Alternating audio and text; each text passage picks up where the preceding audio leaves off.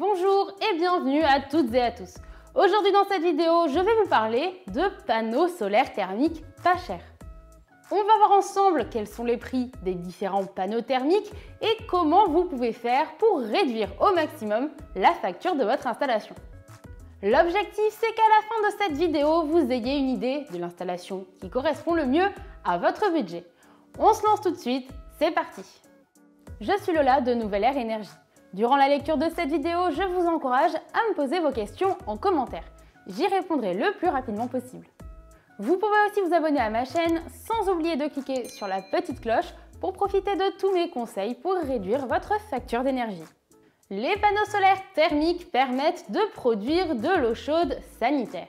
Ils sont différents des panneaux solaires photovoltaïques qui, eux, servent à fabriquer de l'électricité. Leur fonctionnement est assez simple. Il y a un circuit à l'intérieur du panneau qui contient un fluide caloporteur. Caloporteur signifie littéralement porte-chaleur. Ce liquide capte les calories du soleil et les transporte d'un point A à un point B. Il apporte donc de la chaleur jusqu'au ballon de stockage. C'est lui qui permet de garder votre eau chaude si vous ne la consommez pas tout de suite. Certaines installations permettent aussi d'avoir deux circuits différents, l'un pour l'eau chaude et l'autre pour le chauffage. Le fluide caloporteur réchauffera donc aussi l'eau qui ira ensuite dans vos radiateurs ou votre plancher chauffant. On parle alors de système solaire combiné. Ce qu'il faut retenir, c'est que les panneaux solaires thermiques permettent de produire gratuitement de l'eau chaude. Il existe différents types de capteurs qui chauffent l'eau de différentes façons. Comme il existe plusieurs modèles, il existe aussi plusieurs fourchettes de prix. Il y a 4 grandes catégories de capteurs qui sont plus ou moins chers, mais qui sont aussi plus ou moins performants. Je vous explique ça tout de suite. Le capteur plan vitré est le plus utilisé en France. En gros, c'est une sorte de caisse recouverte d'un vitrage. La plaque métallique située au-dessus va capter les rayons du soleil. Dans la caisse se trouve l'absorbeur. C'est un serpentin de tube qui contient le fluide caloporteur. Et dessous, on retrouve un isolant qui garde la chaleur à l'intérieur des tubes. Il est donc conçu pour résister aux fortes températures. Les tubes, quant à eux, sont recouverts d'un vitrage en verre trempé. Comme ça, ils sont protégés des intempéries et le liquide caloporteur chauffe encore plus grâce à un effet de serre. Le capteur plan vitré fait partie des panneaux solaires thermiques pas chers, comptés entre 200 et 400 € le mètre carré. On se penche maintenant sur le capteur plan non vitré. Il est surtout installé pour chauffer l'eau des piscines. Il ne produit pas assez de chaleur pour être utilisé pour l'eau chaude sanitaire, sauf dans une région très ensoleillée. Il est conçu comme le panneau plan vitré, mais il n'a pas de verre comme son nom l'indique. Du coup, son rendement est plutôt bon l'été, mais il est très sensible au vent froid pendant l'hiver. Il est donc lui aussi plutôt réservé au chauffage de l'eau de votre piscine, ou si vous vivez dans une région très chaude et très ensoleillée. Vous trouverez des capteurs plans non vitrés entre 50 et 100 € le mètre carré. On passe au capteur à tube sous vide. C'est la dernière génération des panneaux solaires thermiques. Assez curieusement, il est très installé à l'étranger, mais on ne le voit pas très souvent en France. C'est le plus performant des capteurs, mais c'est aussi le plus cher. Comptez de 500 à 800 € le mètre carré. Dans ce type de panneau, l'absorbeur est isolé grâce à des tubes transparents sous vide. L'absence d'air permet d'isoler le liquide à l'intérieur et donc d'éviter la dispersion de la chaleur. Ici, le vide peut être rempli de gaz inerte ou de xénon, un autre gaz. L'objectif est de limiter encore plus les déperditions de chaleur.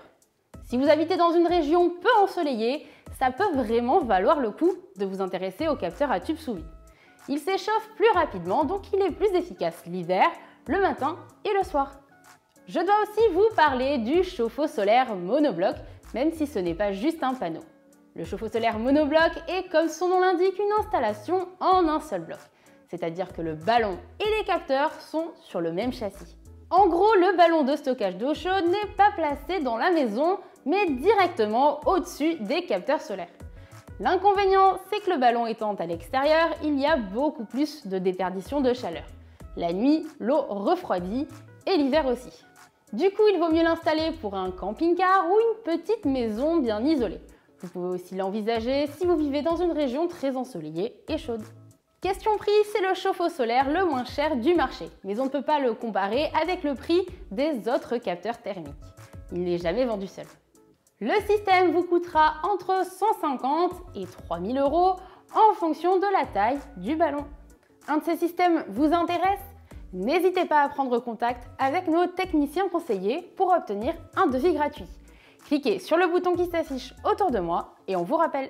J'en profite pour vous parler de Nouvelle Air Énergie. Depuis 2013, on réduit les factures des Français qui en ont marre de payer l'énergie trop cher. On installe toutes les solutions qui font économiser de l'argent. Panneaux solaires, pompes à chaleur, ballons thermodynamiques, chauffage solaire et bien d'autres. Le devis est gratuit et en plus, on s'occupe d'obtenir les aides pour vous. Allez, on fait un petit récap des prix avant d'aborder les subventions. Ce qu'il faut retenir, c'est que le capteur à tube sous vide est le panneau solaire thermique le plus performant. Mais il est aussi le plus cher. Le capteur à plan vitré, quant à lui, a un très bon rapport performance-prix. Pour une piscine ou une maison dans une région très ensoleillée, le capteur plan non vitré fera l'affaire et le chauffe-eau solaire monobloc conviendra parfaitement pour alimenter un camping-car ou une petite maison dans une région très chaude.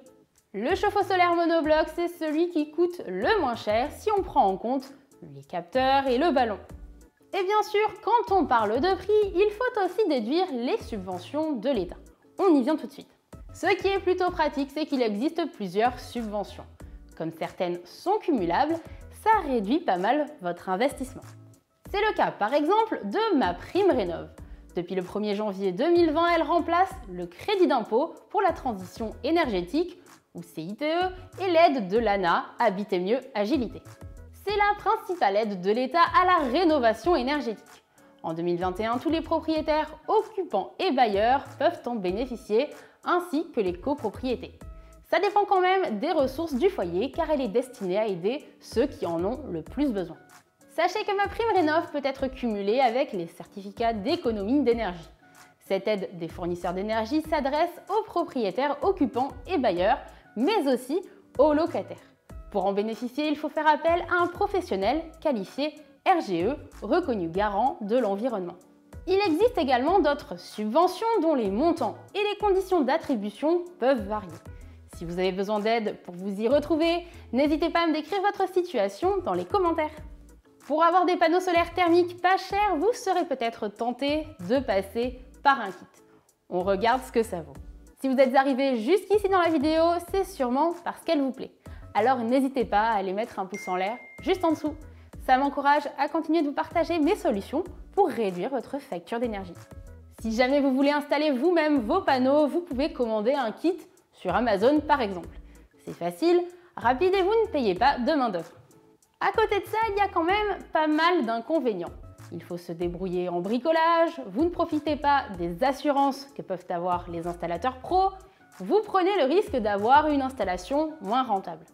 Il faut aussi prendre en compte que vous n'êtes pas éligible aux subventions de l'État et que si vous installez vos panneaux sur un toit, vous prenez le risque d'abîmer la toiture ou de faire une mauvaise chute. En bref, il faut peser le pour et le contre. Faites un devis et voyez si les coups de pouce de l'État arrivent à concurrencer le prix d'un kit. Vous avez maintenant toutes les options pour installer un mode de chauffage écologique à moindre coût. On regarde ce que vous devez retenir. L'installation la moins chère se positionne entre le chauffe-eau monobloc et les panneaux solaires plans non vitrés. Dans les deux cas, il faut vous attendre à avoir un meilleur rendement l'été que l'hiver. Il faut aussi bien garder en tête que c'est un chauffage d'appoint. L'énergie que vous allez accumuler ne sera pas suffisante pour chauffer toute l'année. Pour avoir le coût le plus bas possible, demandez bien toutes les aides auxquelles vous êtes éligible, sans oublier les aides locales, et faites plusieurs devis pour pouvoir les comparer. En bref, ce que vous devez retenir sur les capteurs thermiques pas chers, c'est que passer à une énergie gratuite, ce n'est pas si contraignant, surtout quand on est bien informé.